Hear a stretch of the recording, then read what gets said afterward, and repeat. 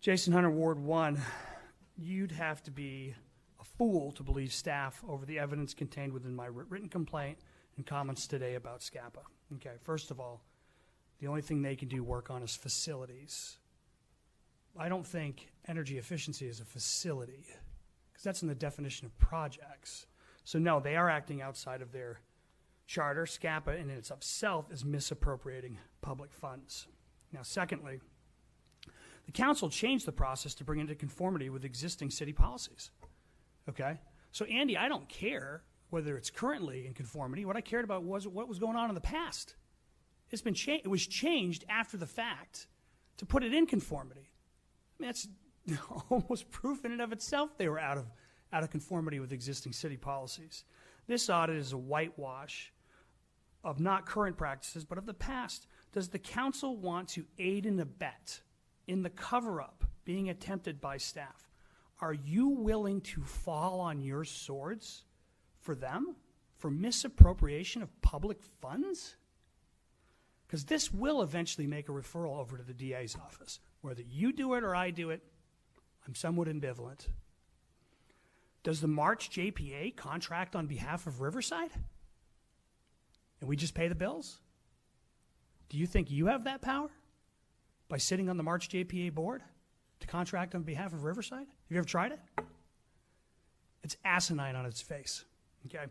The budget doesn't matter because you already put limits. RPU had limits on how much authority they could conduct programs through SCPPA. It was $100,000. You said you can only do programs through SCPPA for $100,000. They blew it. Routinely blew through $100,000. We're up over $1 million. That's just on the appropriations process, okay? Because we know now, hopefully, with the city manager and the city attorney's contracts, we have two processes, right, Andy? We have appropriations and spending. Both have to be followed. So that was an appropriations problem. 100,000 blew through it, violation. Okay, so, but secondly, that part, that appropriations that was done back in 2007, wasn't even addressed in the internal audit report. Okay, not even in there, not even discussed. That was a huge part of what we discussed today. And where were the contract approvals? Right, so we had the city manager, or excuse me, the general manager said on the record, I just heard him, we get the tape, we might have ignored that $50,000 rule in the past. He said that on the record.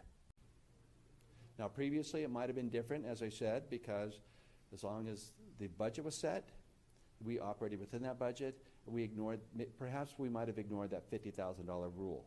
But moving forward, we're holding that sacrosanct.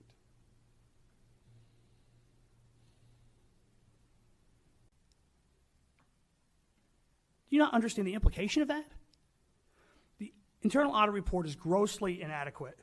I'm here for accountability on behalf of the public and the ratepayers. Y'all just threw a massive rate increase in our face, okay? We want accountability. Thank you.